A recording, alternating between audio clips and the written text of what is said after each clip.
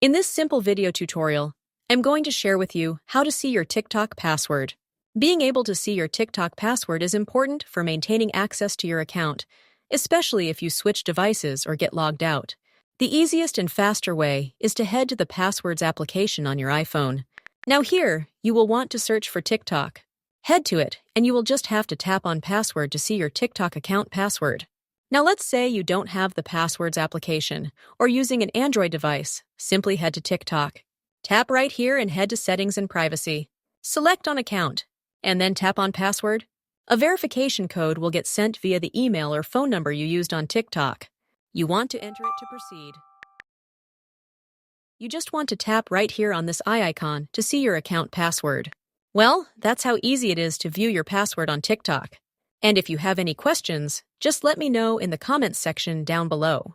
Please don't forget to leave a like, share, and subscribe for more informative tutorials like this one.